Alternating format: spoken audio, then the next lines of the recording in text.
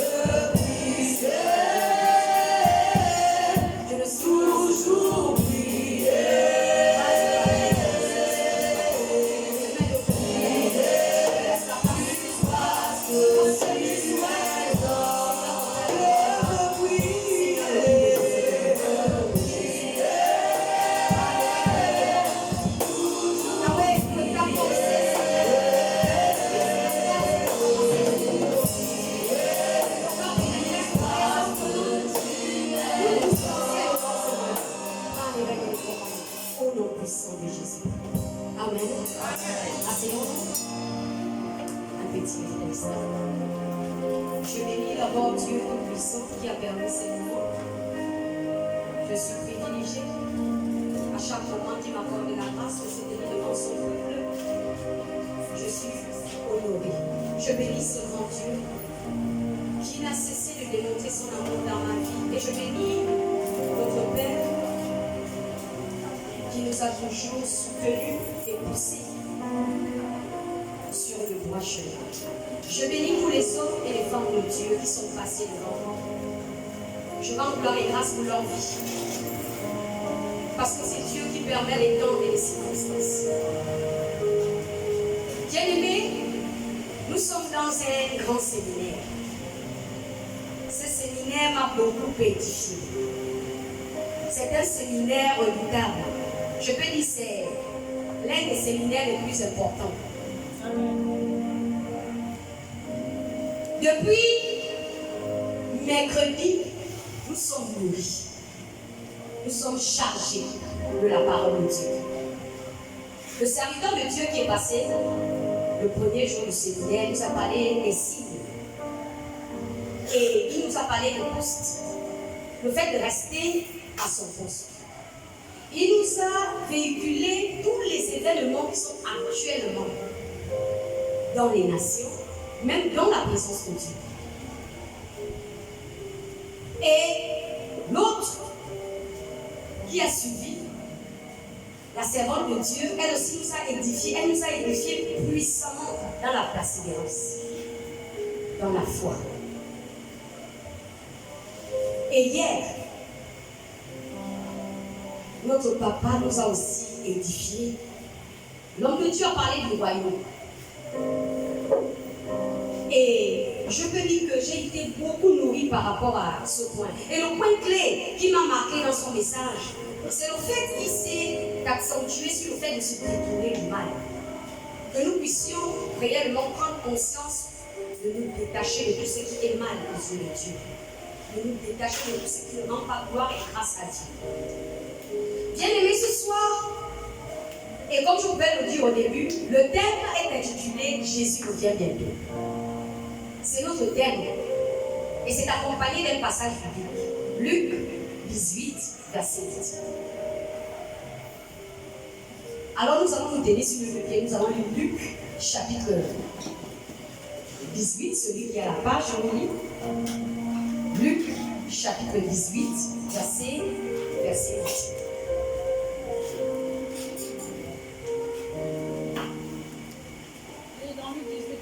8, je vous le dis, il en fera promptement justice. Mais quand le Fils de l'homme viendra, trouvera-t-il la foi sur la terre? Amen. Asseyons-nous dans la présence de Dieu. Voilà notre passage biblique clé. La question que notre Seigneur se pose. Je peux dire qu'il continue à se poser. Parce que ce n'est pas quelque chose du passé, c'est toujours de l'actualité. Il continue à s'opposer si, lorsqu'il reviendra, il trouvera la foi sur la terre. Et pour moi, le sous-thème de ce soir est intitulé Le discernement du temps. Amen. Amen. Bien-aimés, nous avons été au courant des signes. Nous nous avons été au courant du fait que nous devons persévérer, du fait que nous devons garder la foi. Et nous avons compris l'importance qui fait partie du royaume. L'importance que nous devons prendre réellement conscience du royaume de Dieu et de se détourner du mal. Mais bien aimé, nous ne pouvons pas arriver à ce niveau, bien aimé, si nous n'avons pas un discernement élevé. Bien aimé, le discernement du temps est très important de ce que nous sommes en train de parler. Parce que si nous voyons très bien Jésus, dans tous ses épîtres, il s'accentuait toujours sur le temps. Bien aimé, le temps est un langage. Le temps véhicule un message. Le temps est très important dans tout ce que nous sommes en train d'être nourris et encadrés ce soir. Le temps est très important. Parce qu'il y a beaucoup, nous pouvons nous dire que nous avons encore le temps, alors que peut-être il n'y a plus de temps. Nous pouvons dire que nous avons encore le temps, alors qu'il n'y a plus de temps. Éphésiens chapitre 6, 5, autant pour moi, le verset 16. Éphésiens 5, le verset 16. Si notre lecteur peut nous lire la parole. Éphésiens 5, verset 16. Il est dans Éphésiens 5, verset 7. Rachetez le temps, car les jours sont mauvais. La Bible nous dit de racheter les temps, car les jours sont mauvais. Au fait, le discernement du temps nous amène à comprendre les jours qui sont en ce moment. Les jours sont mauvais. Ce n'est pas une information, mais c'est une vérité. Ce n'est pas une réalité, mais c'est une vérité. Les jours sont réellement mauvais. La preuve est que le taux de la mortalité est très élevé de nos jours. Et je peux dire que la plupart de ceux qui tombent, ce sont les jeunes. Les jours sont mauvais parce que le mal augmente de façon, d'une manière terrible. Et ça prend d'une ruse qui n'a pas de nom. Bien aimé, l'homme peut se permettre de faire le mal sans avoir une conscience pure. Amen. Et on est tranquille, ça ne nous fait rien. Que ce soit dans le monde, que ce soit dans l'église. Alors si Éphésiens 5, verset 6 dit les jours sont mauvais, il a raison. Les jours sont réellement mauvais. La dimension de la sorcellerie est à la haute dimension. En ce moment, la sorcellerie ne peut pas seulement venir de ta famille. Même un intrus peut te détruire. Quelqu'un à qui tu n'es même pas parenté, quelqu'un à qui tu n'as pas le même sang, peut avoir accès à toi très facilement. Et t'as bien dit. Voilà pourquoi les jours sont mauvais. Les jours sont mauvais parce que l'injustice est à la haute dimension.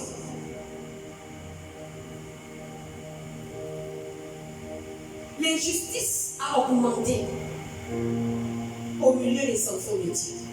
Il y a beaucoup d'injustice. Voilà pourquoi le discernement du temps, c'est un langage qui interpelle les aigles. Il y a une catégorie de chrétiens qu'on appelle les aigles. Ce sont des aigles que le temps attire l'attention.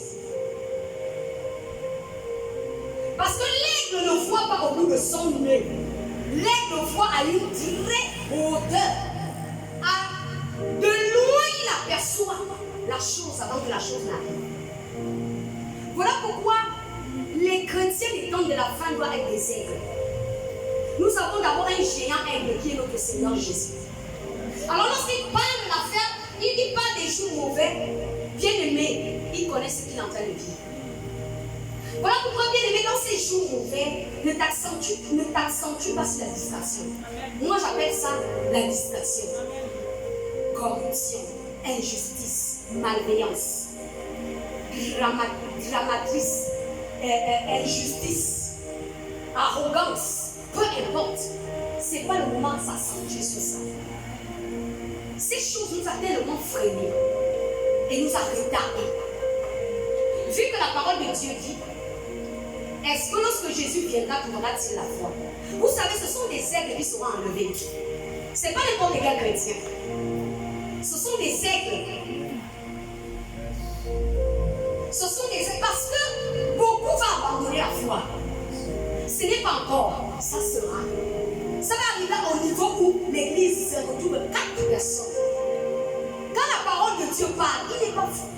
La parole de Dieu avait déjà prédit ça.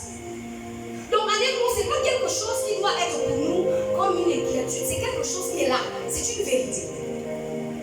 Pourquoi cette atmosphère dans l'église? Pourquoi il y a un tel grand assouplissement dans l'église? C'est parce que les jours sont mauvais.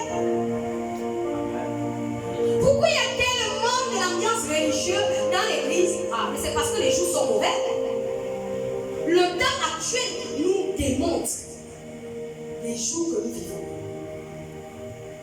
Voilà pourquoi Matthieu chapitre 11, le verset 12 dit, depuis le temps de Jean-Baptiste, le royaume des cieux est forcé. Ce n'est que les violents qui s'en emparent. Bien aimé, nous sommes arrivés au niveau où personne ne doit nous freiner. Quelqu'un qui va te freiner, même de côté, avance. Que ce soit ton enfant, ton mari, ta femme, ton parent, allez, de côté, tu avances. Parce que depuis le temps de Jean-Baptiste, le royaume des cieux est forcé. Il n'y a que des violents qui s'en emparent. Bien aimé, si tu t'attardes à nos choses de ce monde, il peut s'avérer que même si tu as une très haute dimension de foi, tu restes. Tu restes. Pourquoi? Parce que l'atmosphère, bien aimé, va te submerger, va te presser et va t'amener à reculer.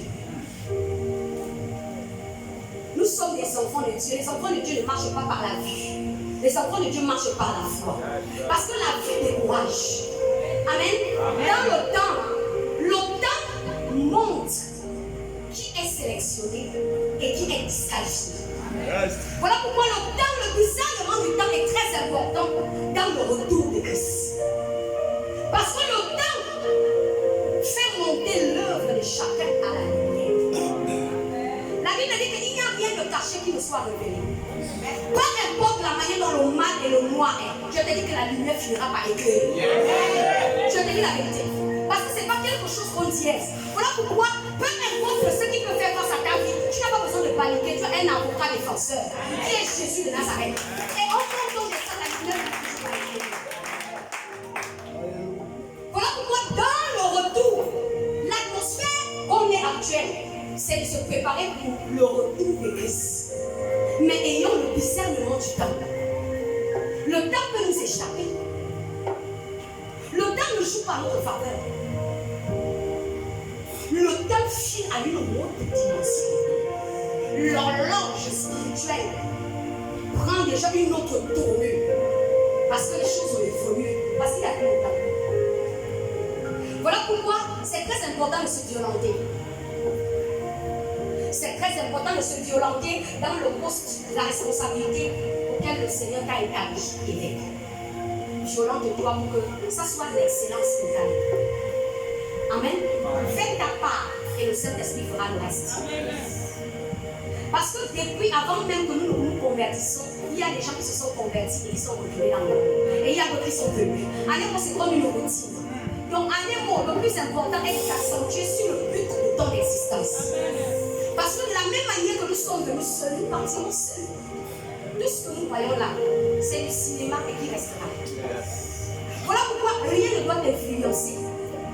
Rien ne doit t'amener à avoir une inquiétude ou une jalousie. Ce n'est rien. Dès que je suis à mon niveau, je vois ça nul. C'est juste la paix. L'apparence ne donne rien. Ça ne donne absolument rien. Tout ce que tu vois qui brille n'est pas forcément de l'or. On peut se rassurer pour présenter la brillance, mais au-dedans de cette brillance peut trouver les ténèbres. Donc voilà pourquoi ne te focalise pas sur la vue, mais focalise-toi sur la foi. La servante de Dieu nous a parlé de ça sur la persévérance et elle s'est accentuée sur la foi. Donc, un enfant de Dieu bien-aimé marche avec le Seigneur par la foi et non par la vue. La vue a découragé beaucoup de chrétiens. La vue et l'écoute. Amen. Amen. La vue et l'écoute a découragé beaucoup de chrétiens. Je vous dis la vérité. Il y a une servante de Dieu qui était beaucoup zélée. Une grande femme de Dieu qui était tellement amoureuse du Seigneur. Elle aimait tellement le Seigneur. Mais au jour d'aujourd'hui, cette servante de Dieu, c'est là. Pourquoi? La vue et l'écoute. Sa vue et ses écoutes l'a amené au point où toutes les aides de sa destinée se sont écartées de sa personne. Et elle est restée seule. Et aujourd'hui, elle vit ce qu'on appelle le caractère. La fois dernière, je pouvais le dire, tu sais, dans la vie, les chemins ne se croisent pas en vain. Les chemins ne se croisent pas en vain. Dieu n'est pas fou. Quand Dieu dispose des personnes sur ta route, fais très attention. Il y a des personnes qui sont provisoires. Et il y a des personnes qui vont demeurer, qui font partie de ta destinée. Amen. Et les personnes qui font partie de ta destinée, il ne faut pas faire l'erreur de les perdre.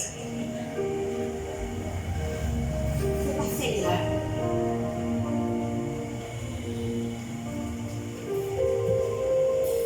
Là où elle prie, elle priait, parce qu'elle ne prie plus.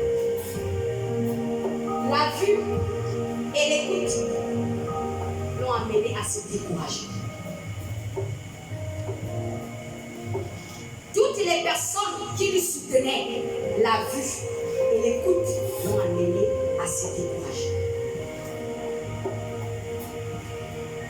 Et au lieu qu'elle réagisse avec beaucoup de sagesse, elle a laissé la chair se manifester.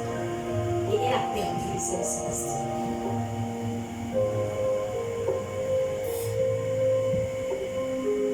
Bien-aimé, elle pouvait dire, Dieu veut toujours restaurer. Vous savez, il y a des erreurs à ne pas commettre. Il y a des erreurs qui laissent des cicatrices. Voilà pourquoi dans ce temps, ayons un discernement très élevé. Notre modèle Abraham, le père de la foi, nous a donné cet exemple de discernement élevé. Abraham voyait les choses de loin avant de se marier. Voilà pourquoi il a pu discerner que les 3 hommes qui venaient vers lui, c'était des messagers de Dieu. S'il n'avait pas, bien aimé, un discernement élevé, il ne pouvait pas discerner que ces personnes qui viennent vers moi, ce sont des messagers de Dieu. C'est comme dans ces jours mauvais auxquels nous sommes. Dieu peut t'envoyer un fou. Mais tu vas voir que c'est un fou. Mais si tu n'as pas un discernement élevé, tu ne peux pas discerner qui est devant toi.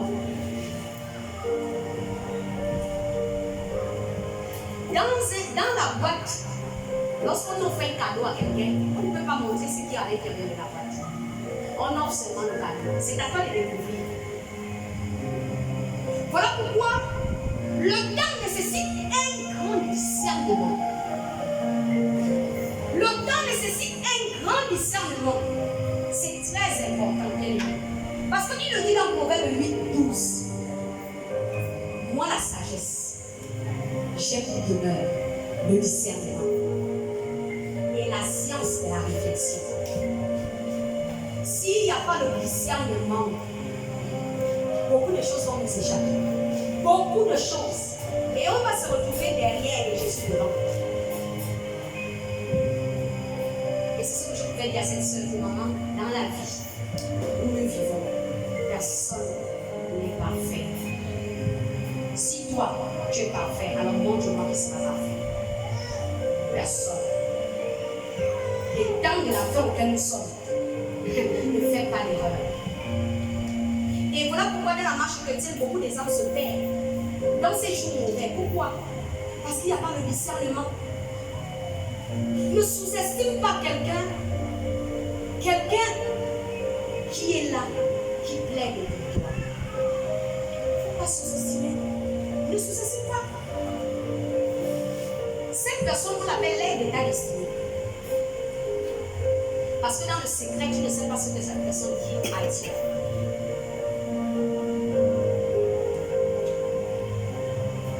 Beaucoup de personnes négligent beaucoup ce qu'on appelle les pères spirituels.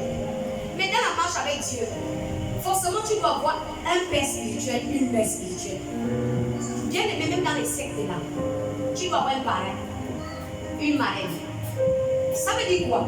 Ça veut dire que tu dois, dans ces temps de la fin, tu dois avoir une notion plus élevée que tu peux voir. Parce que quand tu vas traverser les secousses, l'onction qui est élevée, cette onction-là, par la couverture spirituelle de cette personne dans son alliance avec Dieu, va sauver ton appel, va sauver ton alliance avec Dieu. Parce que Abraham a dû plaider en faveur de Lot. L'alliance d'Abraham avec Dieu était très élevée, plus que l'alliance de Lot avec Dieu. Et je peux dire qu'Abraham a communiqué cette haute dimension de discernement à Lot. Parce que lorsque Lot, bien aimé, dans Genèse, Abraham dans Genèse chapitre 18, verset 3, il a eu le discernement de détecter que ces 3 enfants sont les envoyés de Dieu. C'est la même chose qui s'est passée dans la vie de Lot, dans Genèse 19, à partir du premier verset jusqu'au verset 3. Ces anges devaient passer. Il a eu le discernement que non, ça c'est pas des personnes ordinaires, ça ce sont des messagers de Dieu. Il les a pressés même de rentrer dans sa maison parce qu'il savait que quand Dieu est avec moi, il peut être contre moi. Dieu avait déjà pris la décision de détruire Sodome. Et comme Dieu prend la décision de revenir, mais personne ne connaît l'heure ni le jour. Ça veut dire que le temps n'est pas favorable à nous. Parce que Matthieu chapitre 24, le verset 36 nous le confirme. Que même Jésus, notre roi, ne connaît pas le temps. Il ne connaît pas quand est-ce que ça va se passer. Seul le Père connaît. Seul le Père connaît. Voilà pourquoi nous devons travailler acharné. Nous devons achever le boulot. Nous devons achever le travail. Nous ne devons pas laisser le travail à mi-chemin.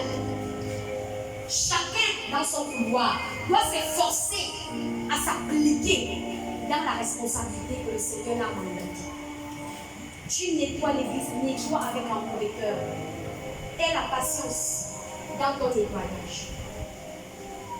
Et applique-toi davantage. La manière dont tu nettoyais avant ne nettoie pas comme ça aujourd'hui. Avant, tu étais une évangéliste, tu étais l'évangéliste. Relève-toi, va à l'évangélisation, évangélise. Redouble d'efforts. Parce que c'est au travers de ça que nous allons rendre compte. Le retour de Jésus, c'est de venir prendre son église. Bon, imaginez-vous les élus qui sont encore perdus dans le monde. Voilà pourquoi le temps joue un grand rôle dans notre vie. Nous n'avons plus appel de le temps. Depuis que tu as commencé à t'inquiéter pour ta vie, est-ce que tu as gagné la vie? Amen. Nous allons rentrer dans les Écritures. La Bible nous le confirme. Dans Jean chapitre 12, à partir du verset 35 à 36. Jean 12, 35 à 36. Jean 12, 35 à 36. Il est dans Jean 12, verset 35 à 36.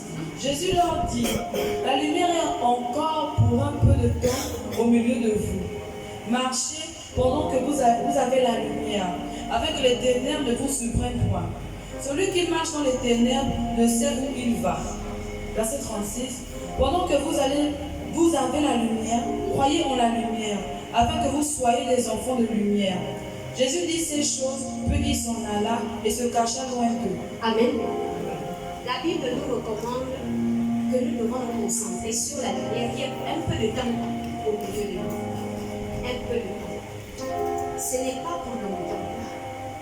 Et qui est la lumière? C'est cette lumière-là qui est en train d'être véhiculée depuis mercredi.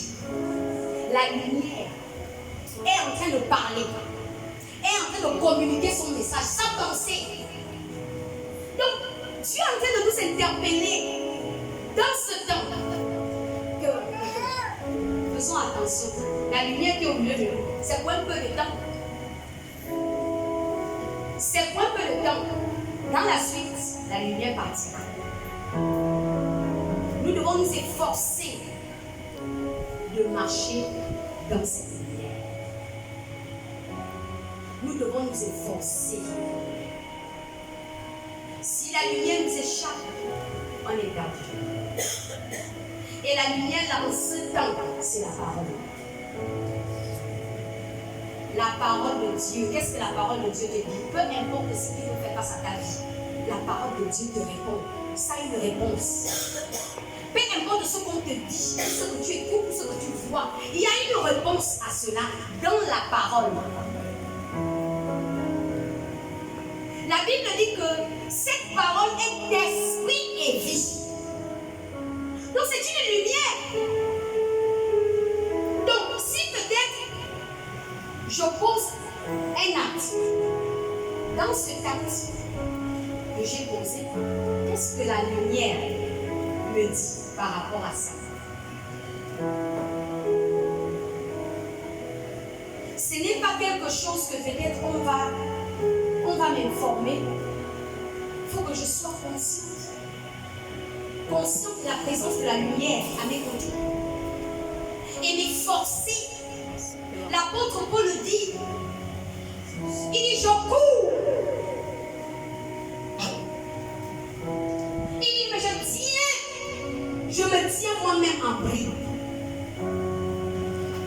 Pour que je ne sois pas perdu à la fin. En ce temps de la fin, va sauver, amène les âmes dans le royaume. Mais toi-même, fais très attention à toi. Parce que dans tout le ministère de Moïse, à la fin lui-même, il a raté.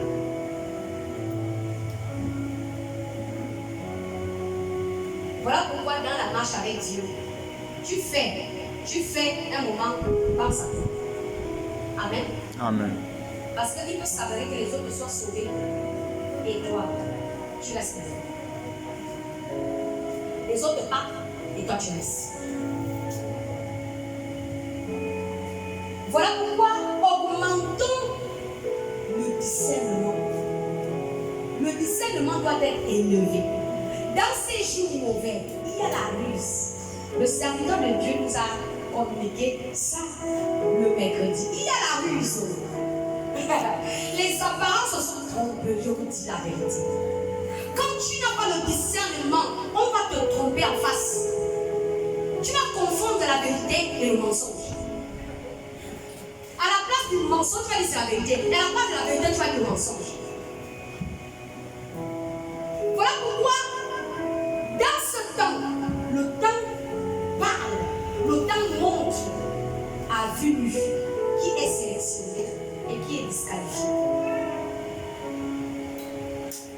Et il n'y a que quelqu'un qui a une haute dimension du discernement qui découvre que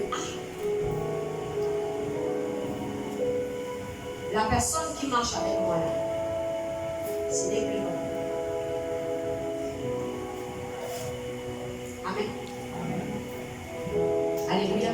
Amen. La marche avec Dieu, elle est personnelle, bien aimée. C'est pas public. C'est personnel. Voilà pourquoi j'attire l'attention de toutes les personnes qu'on a loin.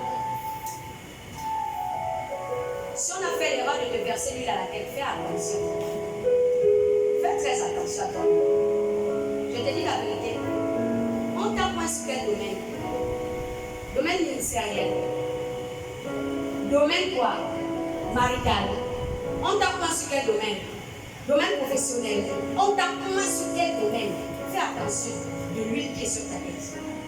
l'huile peut devenir un cauchemar ou une bénédiction. Voilà pourquoi le discernement du temps disqualifie et sélectionne. Qu'est-ce qui amène ça? C'est l'onction. L'onction n'est pas stagnante. Le Saint-Esprit n'est pas stagnant. Quand il constate la stagnation, qu'est-ce qu'il fait? Il déstabilise tout. Il embrouille tout. Et il cause des tragédies. Pourquoi? Parce qu'il y a la stagnation. Il n'y a pas d'évolution. Le Saint-Esprit a horreur de la stagnation. Voilà pourquoi l'onction a horreur de la stagnation. L'onction part de dimension en dimension. Je peux dire que les actes de Doumou, je les ai enseignés les 7 dimensions. J'ai toujours dit, la première dimension, beaucoup de chrétiens s'arrêtent à la première dimension. Ça veut dire la dimension physique, du toucher. Ce n'est rien. C'est la moindre même des dimensions. Après la dimension physique, il y a une deuxième dimension. La dimension de l'air. Après la dimension de l'air, il y a la dimension du temps. Voilà pourquoi tout ce que je suis en train de vous énumérer joue un grand rôle dans le retour de Christ. Après la dimension du temps, il y a la dimension de la radiologie. Ça veut dire l'écho. La même manière que vous écoutez le baf à l'écho. Dans le domaine spirituel, dans le royaume spirituel, il y a l'écho. Ça veut dire tout ce qui se passe et tout ce qui est dit est enregistré. Voilà pourquoi la Bible dit que par tes paroles tu seras condamné et par tes paroles tu seras justifié. Pourquoi? Parce qu'on a une dimension qu'on appelle la dimension radiologique. Dans le domaine spirituel, tout est enregistré. Ça veut dire rien ne peut échapper. Au fait, ce sont, je peux dire que un tel écho, un tel enregistrement n'est pas dans ce monde. La première dimension, c'est la dimension physique. Et beaucoup de gens aiment se concentrer sur la dimension physique. La chrétienté n'est pas physique. La chrétienté, c'est une marche spirituelle. Et un chrétien est censé comprendre et savoir qu'il y a 7 dimensions. Il y a la dimension physique, qui est la dimension éphémère, qui est la dimension la plus nulle. Il y a la deuxième dimension, qui est la dimension de l'air. La dimension de l'air. Pourquoi? Parce que la dimension de l'air, ça fait fusion avec le travail des anges. Le vent, on ne connaît pas là où ça vient et on ne connaît pas là où ça va. La dimension de l'air, après la troisième dimension, c'est la dimension du temps et c'est de ça qu'on est en train de parler. La dimension du temps. Tout est numéroté par le temps. Après la dimension du temps, il y a la dimension radiologique.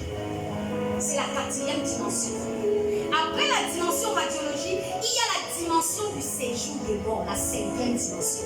Là où tout le monde qui meurt sans Jésus va se retrouver au séjour des morts. La dimension, la 5e dimension. La 6e dimension est la dimension du Saint-Esprit. C'est la dimension des anges.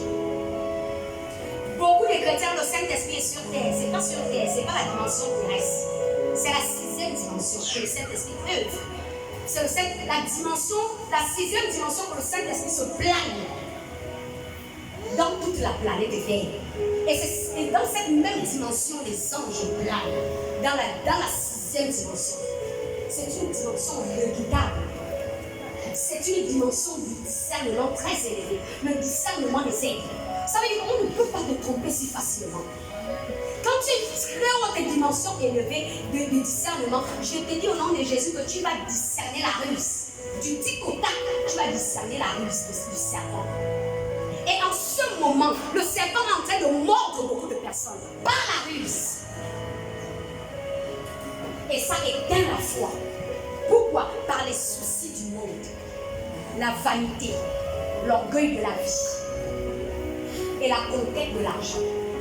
Le serpent mord beaucoup de chrétiens, même les chrétiens les plus zélés. Le serpent est en train de travailler, œuvrer à une haute dimension. Et c'est très grave. Voilà pourquoi Éphésiens chapitre 5, verset 16 dit que les jours sont mauvais. Faisons très attention. Les jours sont mauvais. Véritablement mauvais. parce que la personne te donne spécifiquement tout ce qui est dans ta vie. Ça veut dire qu'au fait, la personne est le Dieu. Mais le python œuvrait dans la vie de la femme dans Acte 16. Il a fallu que c'est l'apôtre Paul qui discerne et comprend que ça c'est l'œuvre du serpent. Et ce serpent mordait beaucoup de personnes. Maintenant, si l'apôtre Paul n'arrivait pas dans cette vie et dépouillait cette ruse du serpent dans la vie de cette femme, bien aimé, toute la vie devait être embrigadée dans cette fosse des dieux. Vous croyez que les mauvais esprits, ça se balade dans les cochons, se balade dans les maisons, dans les murs. L'esprit est dans un corps. Amen. L'esprit est dans un corps. Voilà pourquoi lorsque quelqu'un véhicule, lorsque quelqu'un fait sortir une parole, avec un discernement élevé, tu vas discerner quel est l'esprit qui est en train de parler.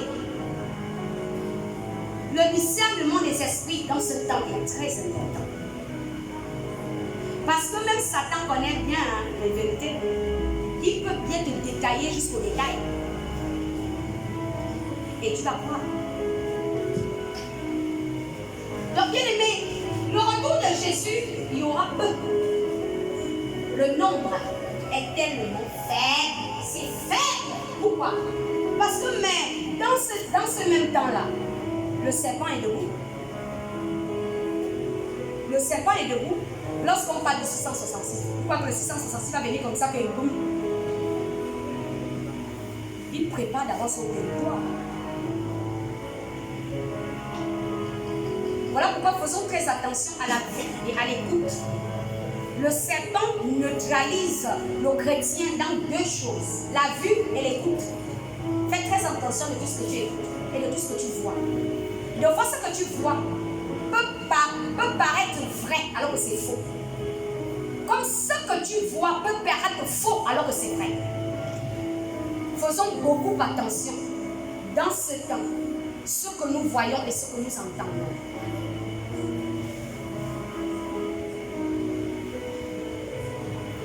Dieu ne se manifeste pas là où il y a un tabou. Il y a vraiment le monde. Il y a vraiment fait beaucoup attention. Comprenons d'abord, pour nous amener à comprendre que Dieu travaille beaucoup avec le temps. Dans l'Ancien Testament, bien aimé, Esaïe avait prophétisé, en dehors d'Esaïe, beaucoup de personnes avaient prophétisé la venue de Christ.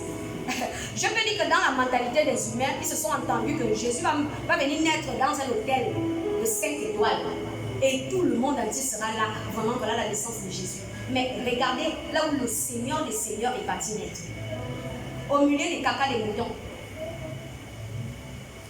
Voilà pourquoi Jésus peut venir comme un fou, comme un malade.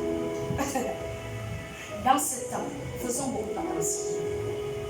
Faisons beaucoup attention. Voilà pourquoi ce que nous devons chercher vraiment à tout prix, c'est la haute dimension du discernement. On ne doit pas nous tromper n'importe comment. Nous ne devons pas nous laisser malmener par n'importe quoi, par tout ce que nous écoutons ou tout ce que nous voyons. Bien-aimés, la seule chose et la seule personne qui est vraie, aussi vraie qu'il existe, c'est la parole. Amen. C'est la parole. Voilà pourquoi toute chose doit être bien aimée, discernée. Toute chose doit être découverte par la lumière des Écritures.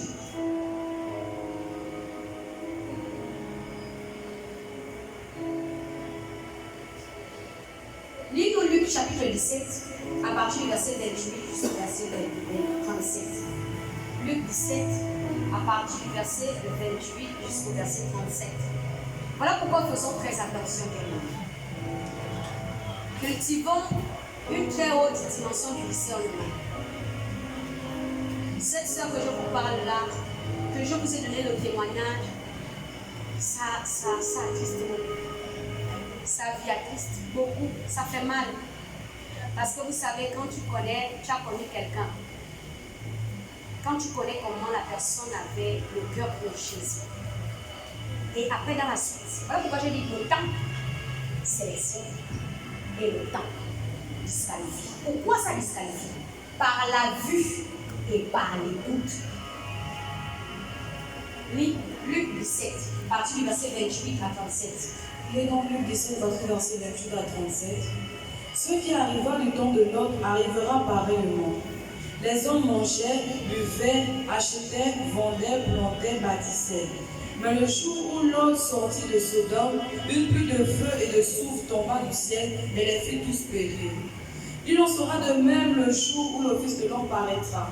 En ce jour-là, que celui qui sera sur le toit et qui aura ses effets dans la maison ne descende pas pour les prendre, et que celui qui sera dans les champs ne retourne pas non plus en arrière.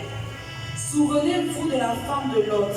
Celui qui cherchera à sauver sa vie la perdra, et celui qui la perdra la retrouvera. Je vous le dis, en cette nuit-là, de deux personnes qui seront dans un même lit, l'une sera prise et l'autre laissée. Et de deux femmes qui monteront ensemble, l'une sera prise et l'autre laissée. De deux hommes qui seront dans un champ, l'un sera pris et l'autre laissé. Les disciples lui dirent, où sera Seigneur? Et il répondit, où sera le corps? Ils sembleront des aigles. Vous avez compris? C'est pas ceci qui dit. Où sera le corps? Là, ça Où sembleront des sera le aigles. corps? Se rassemblera des aigles. Quand Christ vient, c'est pour rassembler les aigles dans toute la planète de la terre, dans tous les quatre coins du monde. La Bible dit les mêmes choses qui se sont passées. Quand Dieu a pris la décision de détruire Sodome, il avait pris la résolution de détruire Sodome. Et la seule personne qui était au courant de la pensée de Dieu, c'était Abraham. C'était Abraham. Pourquoi? Parce qu'Abraham avait une intimité terrible avec le Seigneur. Voilà pourquoi Dieu en lui-même, il a dit, cacherai-je Abraham ce que je dois lui faire. Et il dit la même chose qui s'est passée au moment où Lot devait sortir de Sodome. Les gens faisaient comme aujourd'hui là. Tu vas dans ton travail de lundi à dimanche. À fin de compte, tu ne gagnes rien. Tu travailles beaucoup et tu gagnes peu. Et l'œuvre de Dieu est abandonnée. Donc dis-moi, à quoi alors ça te sert? Et de jour en jour, année après année, 12 mois de l'année, après année, afin de compte quoi? Les gens bâtissaient, plantaient, mangeaient, comme aujourd'hui. Se mariaient même, comme dans Matthieu, comme aujourd'hui. Mais après ça, c'est un langage. Est-ce que tout ce qui se passe ne nous interpelle-t-il pas? La Bible dit, est-ce que les choses physiques ne nous enseignent-ils pas?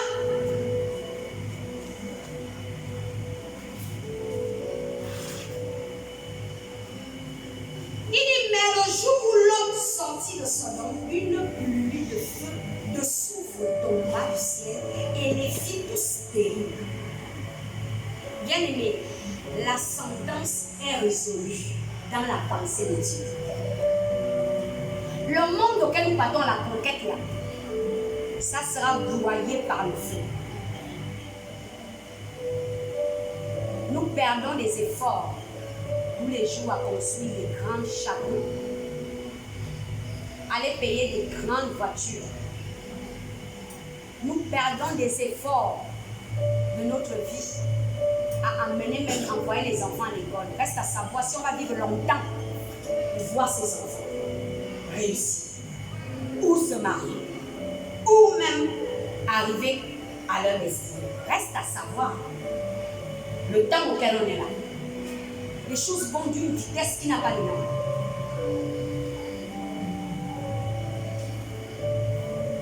Vous-même, vous pouvez vous rendre compte qu'en une semaine, 50 personnes tombent.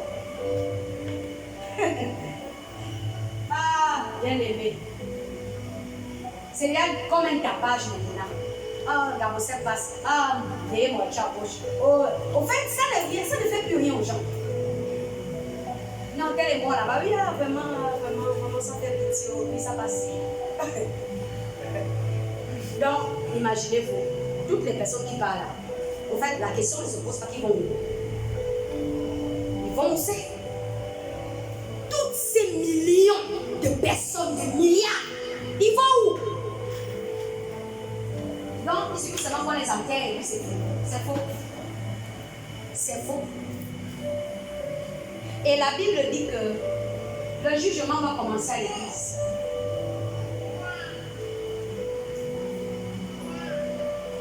Le jugement, c'est dans l'église.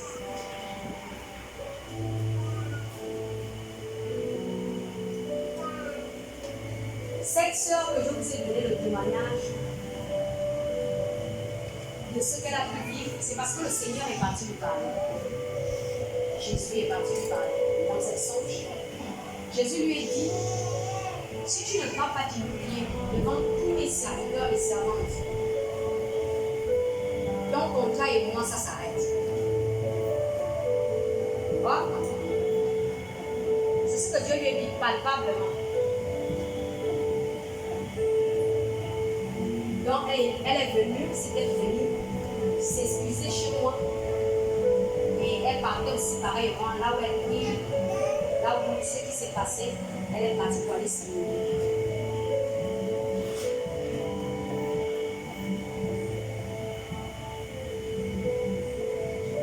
Mais elle s'humiliait mieux. La repentance, c'est quelque chose qui vient du cœur. Voilà pourquoi on ne peut pas avoir un très haut discernement s'il n'y a pas une grande intimité avec le Seigneur. C'est les yeux de l'esprit qui élèvent la dimension du discernement. Et pour arriver à ce niveau, nous avons besoin de la prière. Nous avons tellement besoin de la prière. Parler avec Dieu. Il ne suffit pas seulement qu'on finisse de parler et puis un moment, taisons-nous. Des fois, Dieu aimerait que tu te regardes, que tu restes calme dans sa présence. Calme. Tu laisses tes pensées s'évaporiser. Tu restes calme. Tu fais ce qu'on appelle le vide. Tu ne dis rien. Tu restes calme. Dieu aime ça. Le Saint-Esprit aime ça. De fois, on passe au temps, parler. À un moment, Dieu est dépassé. La conversation et la chrétienne, l'intimité entre deux personnes, l'autre parle. On se communique. Il faudrait que lorsque je parle aussi, tu me réponds. Amen. Parler. Un certain moment de foi, reste silencieux. Tu restes tranquille. Tu ne dis rien. Tu fais ce qu'on appelle le vide de tes pensées. Au début, ça ne sera pas facile. Il y aura une lutte dans les bois. Ça va faire comme une démangeaison. Mais au fur et à mesure, dans la persévérance, tu vas voir comment tu vas te sentir à l'aise dans la présence de Dieu. Et tu vas voir comment la puissance de Dieu va maintenant rentrer et commencer à s'épanouir dans le cœur.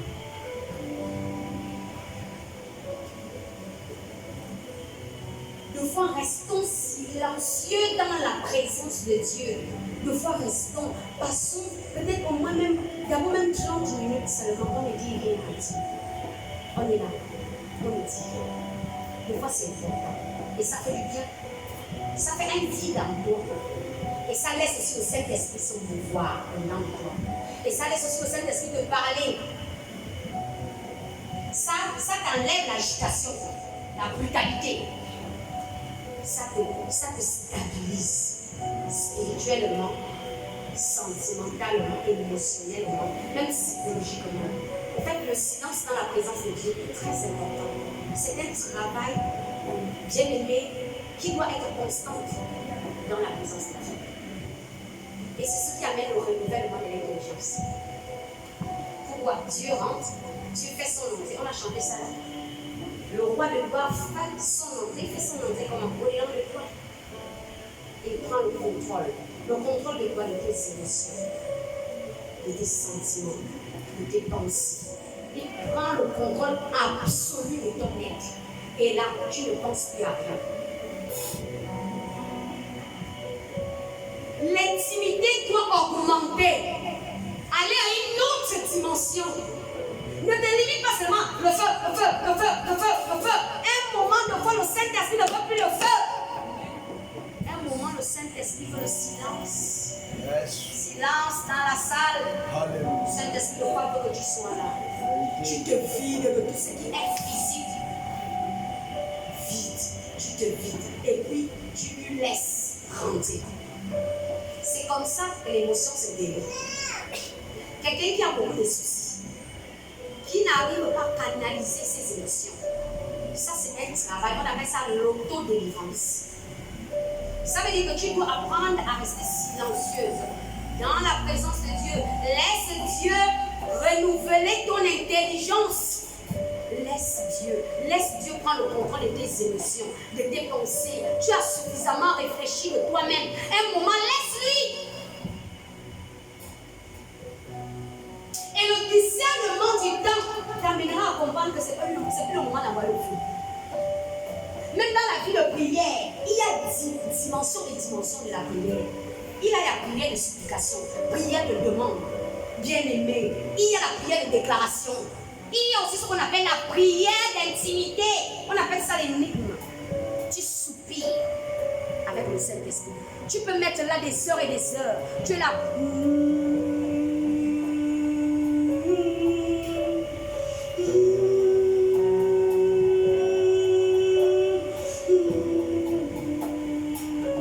Tu soupires.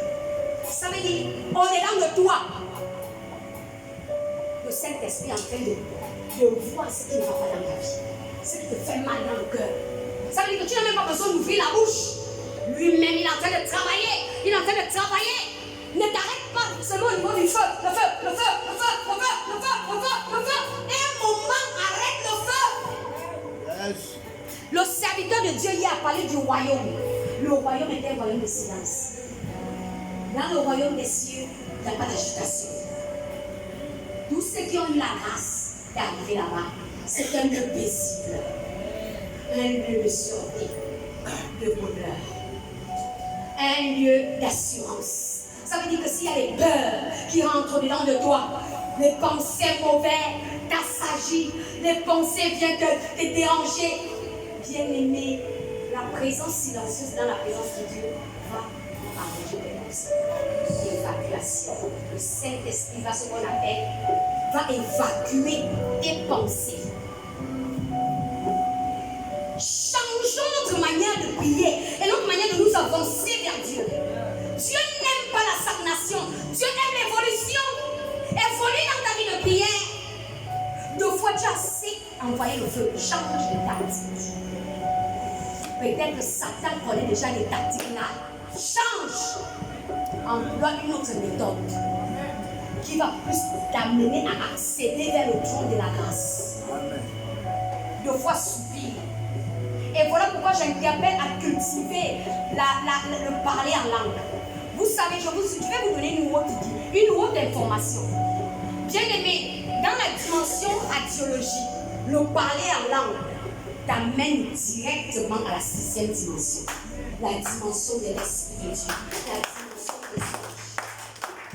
Parce que lorsque tu parles en langue, même dans ta maison, je te dis que les oreilles diaboliques n'entendent pas ce que tu dis.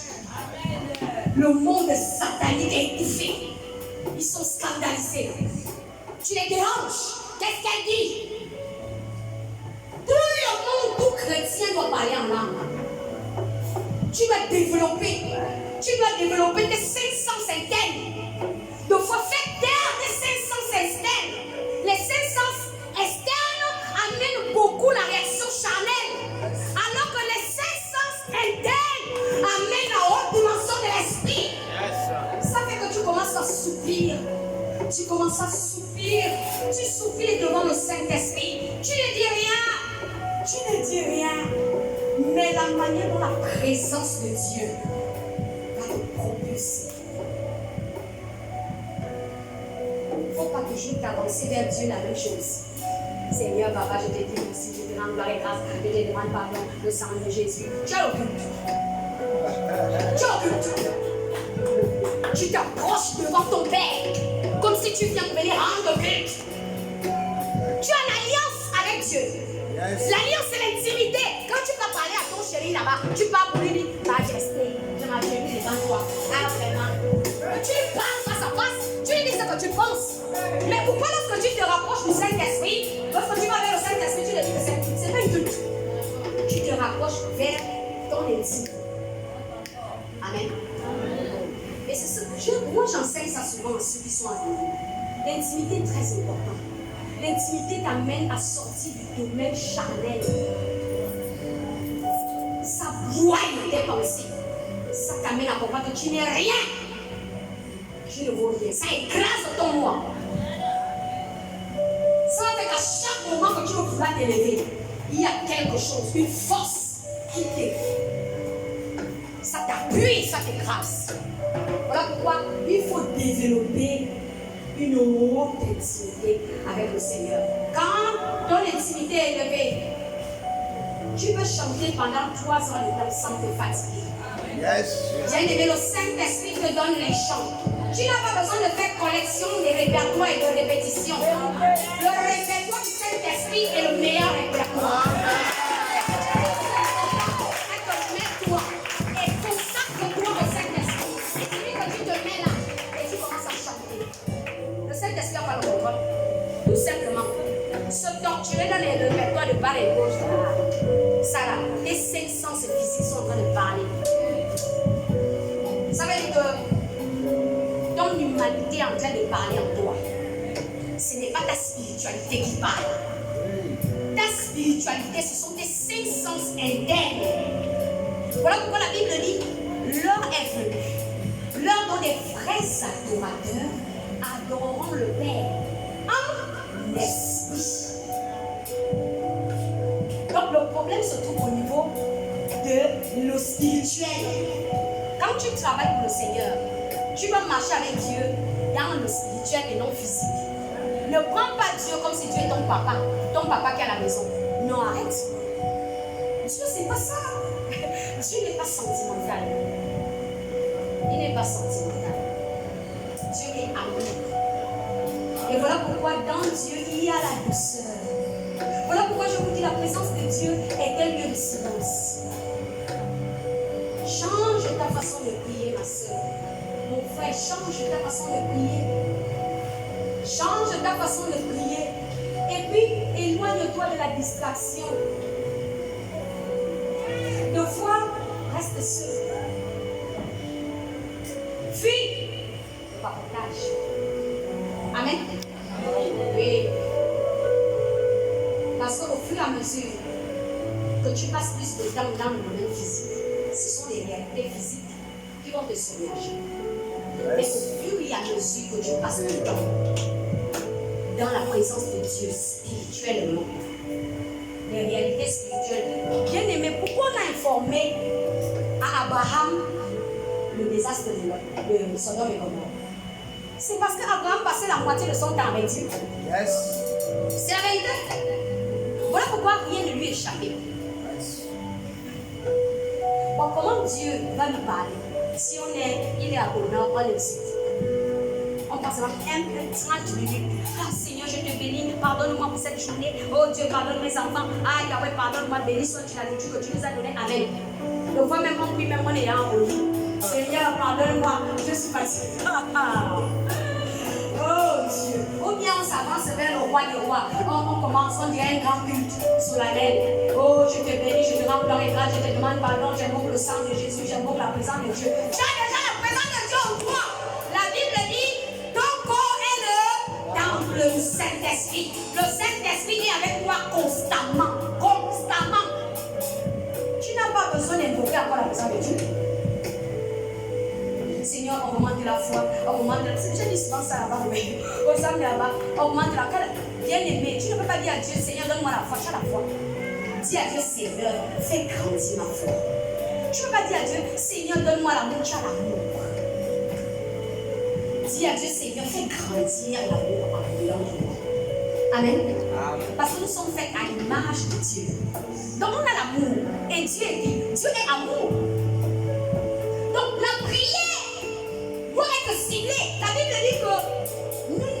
pas exaucées parce que nous prions mal. Tout simplement pour satisfaire notre désir. Et Dieu s'en lasse. Toi-même, tu ne constates pas que ta même prière, la fois quand tu es fatigué, ça. Ah, de toi à moi. Tu n'es pas fatigué de dire à Dieu les mêmes choses, change de tactique. Deux fois Dieu, le Saint-Esprit peut t'amener où tu passes toute ton existence en sa présence, rien en train de l'adorer. C'est tout, tu ne dis rien. Tu l'adores, tu l'adores, tu l'adores, tu l'adores, tu l'adores, tu l'adores, tu l'adores, tu l'adores. Après, Seigneur, je te bénis au nom de Jésus-Christ. Comme le Saint-Esprit peut t'amener à prier en langue, c'est vrai que ça, c'est ça, c'est ça, c'est ça, c'est ça. Comme Dieu peut t'amener le Saint-Esprit peut t'amener dans les déclarations. Dans les déclarations. Et les déclarations, c'est quoi? Je déclare, je décrète et je proclame que ça là voit le jour. La Bible dit la vie et la mort sont au pouvoir de la langue. Et ce qui aime en mangera des fruits. Alors la prière de déclaration, c'est une prière de décrétation. Tu décrètes d'abord. Tu ne peux pas déclarer sans décréter.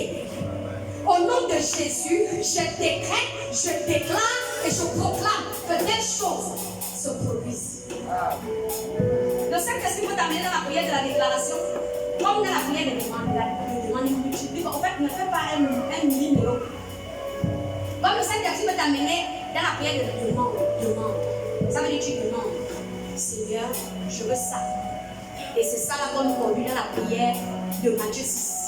Notre Père qui es aux cieux, que ton nom soit sanctifié. C'est une prière de demande. Il y a aussi ce qu'on appelle prière de supplication. Prière de supplication. Et à la fin maintenant, c'est la prière de délivrance.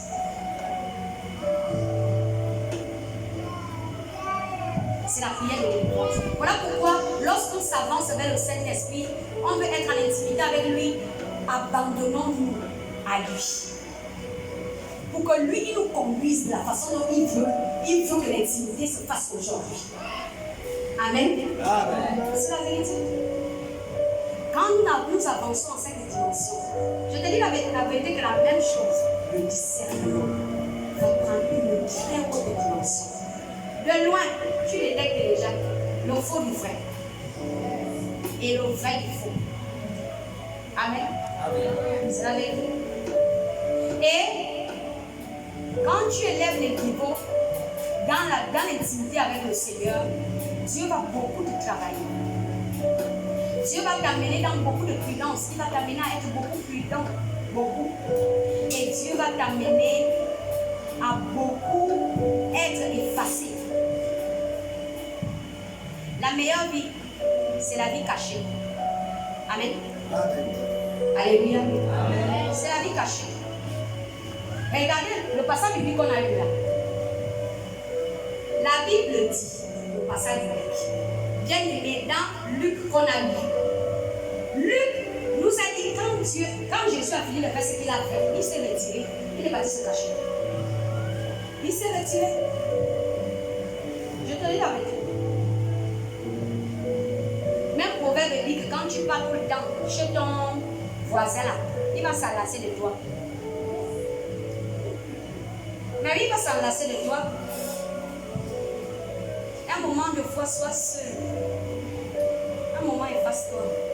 Ça va te permettre de te rapprocher plus de Dieu. Amen. C'est très important.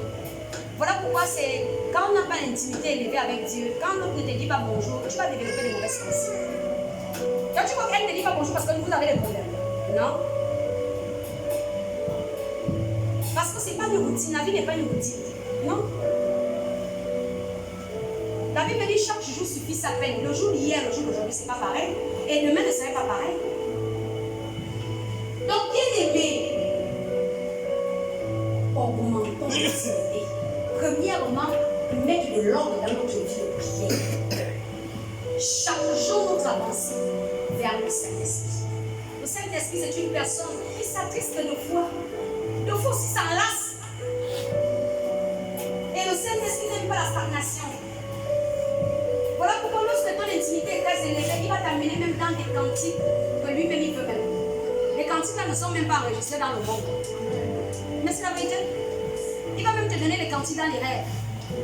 Je ne parle pas de ce qu'on me dit, je parle de ce que je vis. Je parle de ce qui me donne la force de te parler aujourd'hui. C'est ce que je suis en train de te communiquer. La Bible dit que nous sommes des instruments. Ça veut dire qu'on fait un transfert. Donc ta vie de prière doit prendre une autre tournure. Une autre tournure des choses. Tu as tellement envoyé le feu, de fois laisse le feu. Change de cap, d'approche vers le Saint-Esprit. Amen.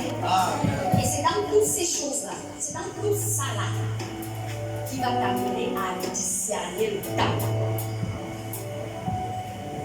C'est dans tout ce qu'on est en train de parler là, la pièce maîtresse et l'arme fatale, c'est la prière. Voilà pourquoi ce que Satan cherche dans ta vie, c'est ta vie de prière. Parce que si il tue ta vie de prière, il a tué ta foi. Il a tué ta foi. Parce que ce qui amène ta foi à être inébranlable, c'est le fait que tu as une puissante intimité avec le Seigneur. Et l'intimité vient de la collaboration, du partage quotidien entre toi et l'Esprit de Dieu. Arrête de prendre l'Esprit de Dieu comme un gardien de maison. Toi, tu crois que donc quand tu sors le Saint-Esprit là chez toi, partout où tu parles, il est là où toi. Lorsqu'on dit que non, la lumière éclaire la maison, lorsqu'on va peut-être aller consacrer une maison et on interpelle les gens de la maison, maintenant vous devez servir Dieu. Si vous êtes la présence de Dieu continue, évitez de poser des actes qui pourraient éloigner Dieu dans la maison. Ce n'est pas le fait que Dieu réside dans la maison, c'est le fait que Dieu réside en vous. Ça veut dire que toi, tu es la maison. Et l'acte que tu peux poser peut amener Dieu à se détourner. Amen. Amen. Donc, bien aimé, ma prière ce soir est que ces petites paroles, l'on puisse comprendre. L'on puisse comprendre que Dieu n'aime pas la stagnation. Et l'on puisse développer un très haut discernement avec le Seigneur. Le discernement du temps auquel nous sommes, du temps. Que ce soit au milieu des enfants de Dieu, que ce soit dans le monde. Et développer davantage une très haute intimité avec le Seigneur. Changer notre manière d'avancer vers Dieu. Nos tactiques. Changeons. Vous savez, Dieu se plaît. Dieu se plaît de ça. Nos vies de prière, Dieu se plaît. Dieu se plaît. Avançons vers Dieu comme un enfant qui avance vers son père. N'avance pas vers Dieu comme si tu avançais vers un Dieu. Parce que si tu avances vers Dieu comme tu avances vers un Dieu, il y aura une sentence. Mais si tu avances vers Dieu comme un enfant qui avance vers son père, alors il y aura un dialogue. Et il y aura une tolérance que le papa va mettre. Alléluia. Amen. Et la 7e dimension est la dimension de Dieu. C'est là où Dieu réside. C'est là où Dieu réside. Voilà pourquoi le chrétien doit œuvrer dans la 6e dimension.